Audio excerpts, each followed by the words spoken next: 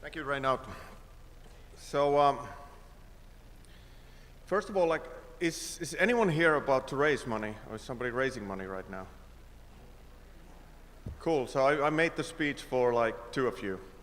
So I guess I kind of have to adapt on the way, but let's make it more interactive in that case then.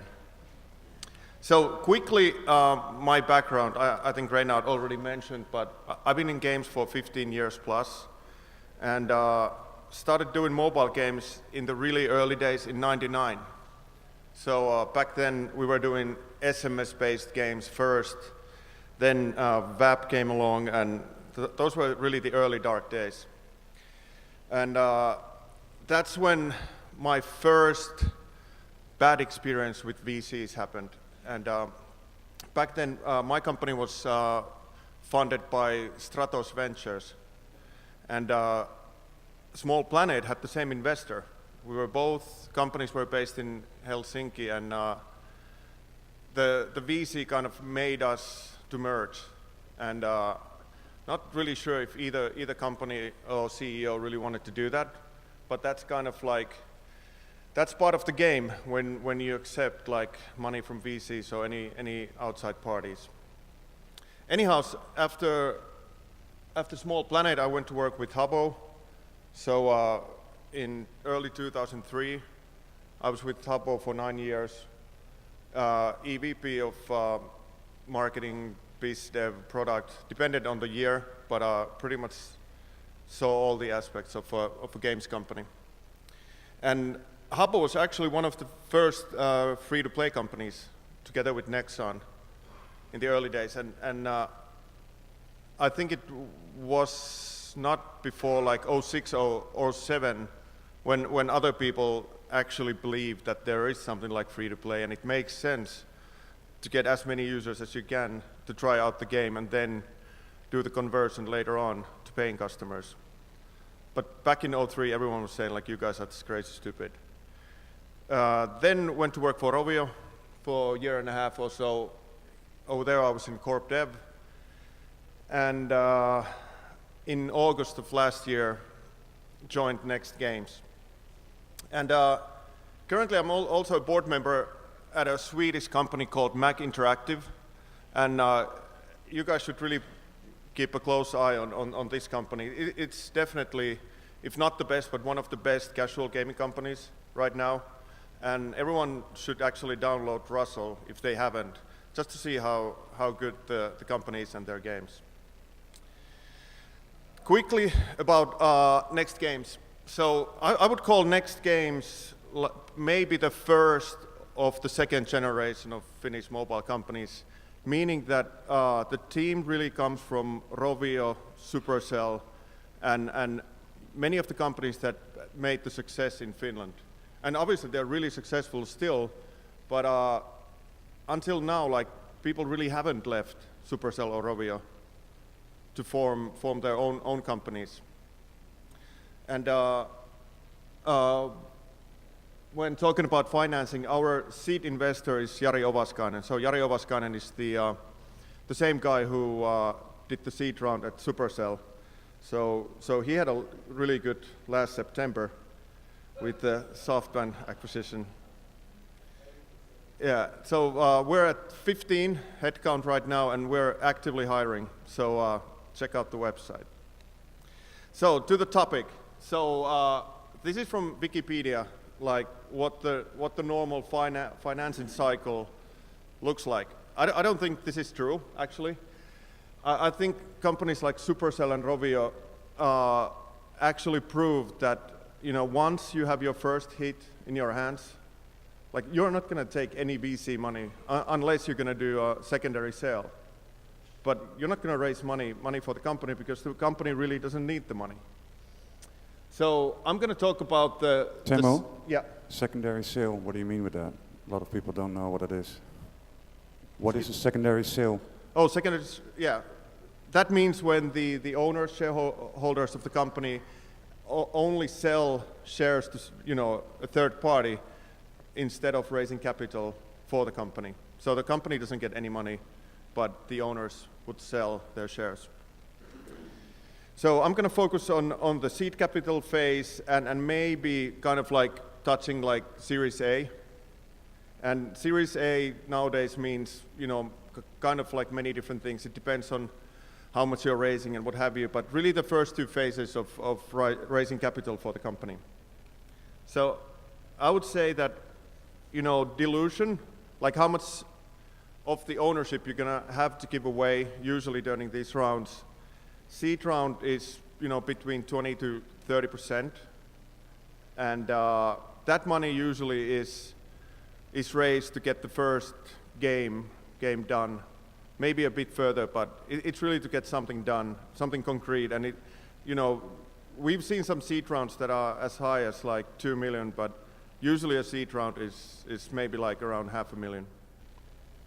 Then a typical A round, if you have your team together, you potentially have a product that's going to do well. I would say you have to give away then again around 25% up to 30%.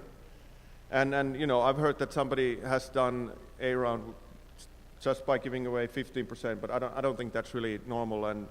And usually I think the VCs would be looking at, okay, the company has to recruit more people and the burn rate needs to cover like around 18 months, so a year and a half forward without any sales. So I thought I would go through like a kind of a typical roadmap on what happens during the whole financing process. So first of all, obviously you have to make the decision that we're raising capital, and I strongly recommend, covering all the other options. So maybe you just don't need to raise money, like, don't pay salaries for the founders, and many ways to do that. Or do you want to, maybe think about Kickstarter or things like that. But anyhow, you've decided that you're going to raise money. I think you have to be really clear on why you're raising. So what's the game plan? Like, you just don't go to a VC and tell them that, I want to raise 3 million, but if they ask you like how the 3 million is spent, and if you don't have answers, like, I guarantee you're not going to get financed. Then I think the law firm before was talking about, the terms of these deals, and even though it's a huge part of the whole process, like, I'm going to have the lawyers to, talk about that more. Basically, the only thing you need to know is that you kind of like have to, before the round, you have to think about how much power are you going to give away to these investors. And there's many ways they're going to try to milk, more power at the end of the negotiations and what have you. But I think it's good to understand before you start raising the capital, like, what really is accepted by you and the team. And early on, when raising money, I think team is really, the most important thing. And obviously product is really important, but if you have a team that has experience, and especially like if you have clear roles for each one of the founders or executives, like that's a sign. Like, VCs can smell right away whether the team makes sense or not. And then you start working on the story, like what you're selling, how you're selling it, and the thing that I would recommend doing already at this stage is getting a good law firm, like somebody you trust, somebody you can talk to beforehand, like what kind of expenses are expected by them, like and so forth, because it's really crucial later on when you're raising capital that you have a law firm that knows what they're doing. Then you have the deck ready, and you start talking to the investors. Do your research. There's a lot of information can be gathered just from the websites of these VCs. Check their portfolios.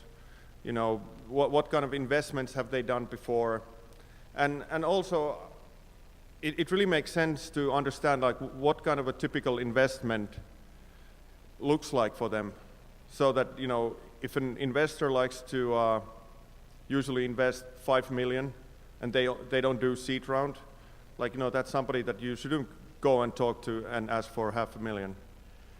And then once you have identified okay, these are the VCs that I would really like to have, even though the VCs don't like to talk about it, they have conflicts with other VCs, even on a personal level. So try to find out as much as possible that you're just not going after two VCs that can't stand each other. Then investment banks and other people providing help, my recommendation would be to avoid them. And I'm not saying that they're doing a bad job. They're experts in what they're doing, but in my experience, I think the VCs actually would like to talk to the founding team and the founders directly, and see that they can do the pitch for the company themselves. They can be of help if you feel like you just can't get access to any VCs without an investment bank, maybe then. Then the first pitch is crucial. Basically the first time you get in touch with the VCs, you probably get, maybe it's an email, but hopefully you can have a brief phone call with them. So really try to focus on perfecting your first pitch. And I would also try to make sure that all the VCs on your list and even a couple of others know about the fact that you're raising money, because VCs are kind of these animals that if they hear that a couple of VCs are interested in one company, they all want to invest. And so that creates momentum for you. Then you start the actual roadshow, and again, I would try to meet all the investors right away as soon as possible. If you go to London, set up 3 meetings a day. You need to be there only for a few days, and you've met all the VCs in London that are making investments in games. Then I would recommend try to get your presentation done in 30 minutes. And the VCs, I don't think they like PowerPoints that much. They really, what they care about is okay, who's the team and what are you guys working on? Then in this order, I would, if I would do a deck, I would talk about the team first, what's their background, focus on the product, or if you have a platform play, whatever is the strategy for the company. Then I think it's crucial to show them that you understand the business, you understand about the metrics and everything related to the gaming nowadays. And then last thing is just explain to them how much money you're raising and how you're planning to use those funds. And don't even worry about any exit strategies or what have you. Doesn't make any sense to even talk about those. And regarding sales of your game, again, just prove them that you understand the business, because the numbers for the game can be whatever before you have the actual metrics and data. So I don't think they care about that stuff too much in the beginning. And then be really careful on what kind of material you'll leave behind. The VCs have invested in many other games companies as well. I'm not saying that they're going to send the deck to all their portfolio companies right away, but if you have something special cooking and you really definitely should show the product, but not sure if you want to leave full access to the game and everything else in their hands at this stage. Then really a tough thing in my experience is really getting the actual feedback at this stage from the VCs. Many of them might still say that, yeah, we're definitely interested, let us know how it goes, blah, blah, which means that they're definitely not going to be your lead investor. And basically, really the only goal in the beginning is to find a lead investor. Otherwise, you're not going to close the round if you don't have a lead investor. And sometimes it might be 2 of them, but I think one of the most exciting parts of the raising capital is waiting for the term sheets from the VCs when they say that we're going to be sending it to you like later on this afternoon, and getting that email and seeing like what kind of terms they're proposing. And some of the VCs try to fish for your thinking on what do you think the valuation is, and how much am I getting with the investment and so forth. So try to stay away from those discussions as long as you can. But sometimes you have to just give some kind of indication to the VCs in order to get some feedback from them. And then once you get the term sheets like that, then that's when the fun starts, when you can start planning on which VCs might work well together, and who really brings other than just like money into the table. Then the due diligence and closing. So like I said, don't just take the money. You can totally do your own due diligence. You can ask the VC on what they like about your business, what would they change, and therefore, and really, I would recommend talking to their other portfolio company CEOs to understand how they operate. And you're going to be stuck with the VC for a long time. It's only few companies where the company has been sold in few years after the launch. So think about it in the long run. They're going to be members of your board, and if you don't like them in the first place, it's going to be a hell after the first year doing those board meetings. So it's also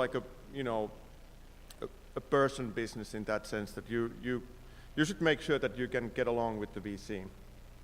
And even though companies ideally would only do one round of financing, and then they have their class of clans in their hands, but usually that doesn't happen. So when you're making the decision, make sure that they have enough money in their fund to do a follow-up investments if those would be needed. So I would think that's kind of the overall, in a really short 15 minutes, how the investment round would go, and kind of a couple of words about this year and funding in general. So I think it's still a good time to raise money for a games company, and I think it might stay like that for the whole year. But again, if you're even thinking about raising money, I would always start that process as soon as possible. And a lot of VCs, obviously missed Supercell and a couple of the other success stories. And there's many VCs that want to get into the games business again. Then again, they haven't been investing for a while, and you might end up just teaching them the secrets of free-to-play or stuff like that. So, and the difference to last year probably is that I don't think many VCs will invest without, some kind of metrics on the first game, unless your team is like Ilkka Paananen from Supercell and Miyamoto from Nintendo. That's a team they would invest without, a product. But other than that, I think you need to have a product. And again, it's all about the team.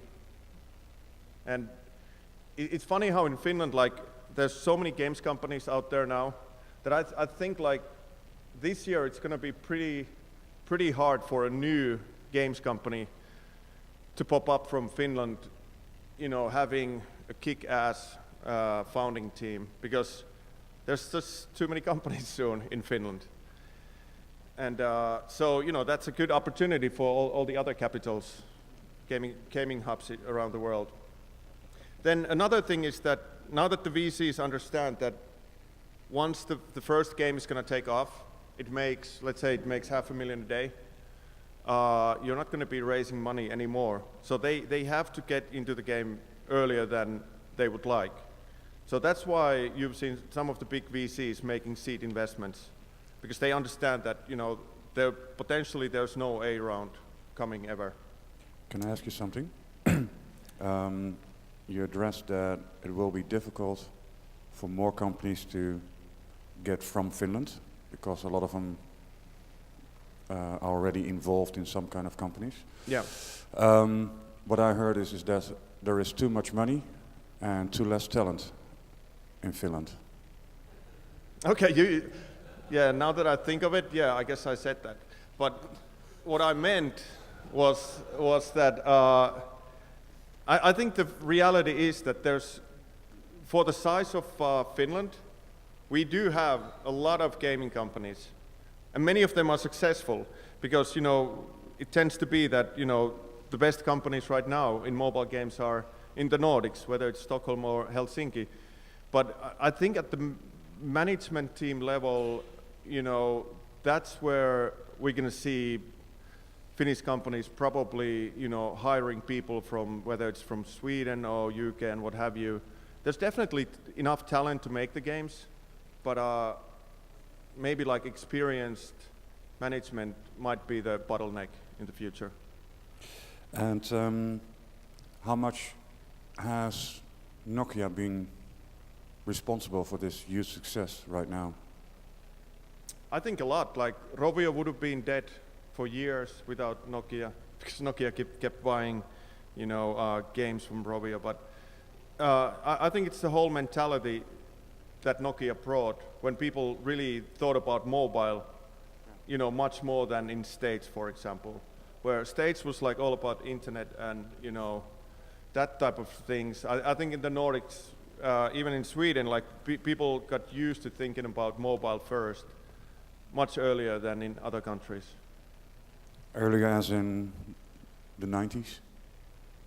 Yeah, I mean, well, we were making mobile games in '99, yeah. And, you know, the only meetings you had back then were Nokia and the local telcos. So, yeah. So it is in the DNA of people from the Scandic, that's what you say? Yeah. And that makes the success today logic? Yeah, I mean, Nokia definitely is a big part of it. Tekes, and I guess like you guys with Game On in Netherlands, like that type of things are really crucial, because the U.S. investors, I don't think they still understand the fact that, you know, you get free money from the government. You know, you can tell them like, you know, we're going to get €1 million if we're accepted to this program from Tekes, and they're like, when do you have to pay back? And you're like, never. So it's kind of a thing that many other countries don't have. And you know, I think Finland has had like a lot of successful console gaming companies as well. So, you know, there's a long history of gaming in Finland, and of course mobile. Cool. Anyone some more questions here? Because I think it's a quite interesting topic, of course, Robert. This too, you know, a long winter and a good sauna. Yeah, this is what you need to invent stuff. Yeah, definitely. Like I would say, a good office, a mobile games company office has a sauna in Finland. This is what I love about Finland. Yeah. Yeah. Hi. Just a quick question, because you mentioned Supercell. Because I'm interested in just hearing about the valuation, because it was like what, 1.5 billion that they sold 50% of the company, right? Mm-hmm. 51. Yeah, so it's valued at over 3 billion. I'm just a little curious how the VC, I mean, I know that they had a hit game, of course, everybody knows that, but how do they justify these kind of numbers? That is this belief in the team so big that they're going to have a multi-billion-dollar game after game after game, because it's a really good deal they got. But in Finland or in your community, how do people really see this number? I'm just going to ask flat out, being logical. 3 billion. I think. Before you answer that, did you read VentureBeat this morning? Because Dean wrote an article. What was the revenues of? So that would basically be multiple 3. I take the question back. Yeah. Yeah, so I think, you know, the difference is like a normal And profitable. normal person in Finland definitely still thinks that it's ridiculous that, you know, the valuation is 3 billion. But if you're in the industry, I think it was a win-win for all. Like SoftBank, Gung-Ho, I think their stock value, you know, jumped up right away when they announced the deal. So they paid for the whole acquisition by just, you know, that.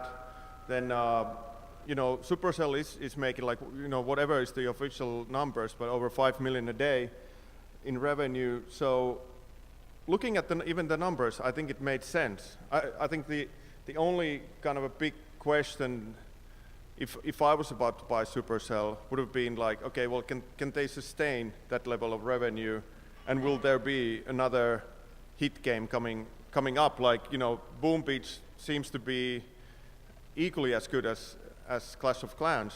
I think their only problem is like, when can they actually launch their next game? Because they don't want to eat up any revenue from the other games.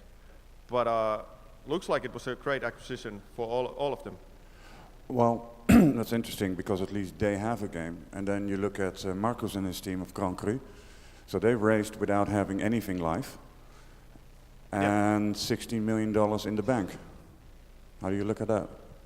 I don't see that happening that often. No, so I actually couldn't hear you. Like Grand Cru.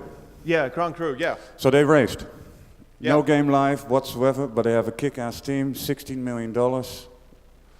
I mean, you can already figure out by your presentation what the valuation would be. Mm. How's that possible? And obviously they got 2.5 million or something from Tekkas. Yeah. Yeah, obviously like Nokia Growth Partners, for example, could be answering this question, but I think in Grand Cru's case, they invested in the team understanding that, you know, usually your first game is not going to be a hit. Most likely it will fail, and they just put in enough money to give them a runway for like, I'm sure they have money to make like up to 10 games. So it was kind of a different type of bet from the VCs that they chose that, okay, this is the mobile games company that we're going to finance, and they just give them, you know, I agree, maybe too much money right away, but still, like, their strategy is just, they believe in the team and they know that something good will come out eventually. Cool, thank you. Anyone, questions, statements, remarks? Teemu, thank you very much. Thank you.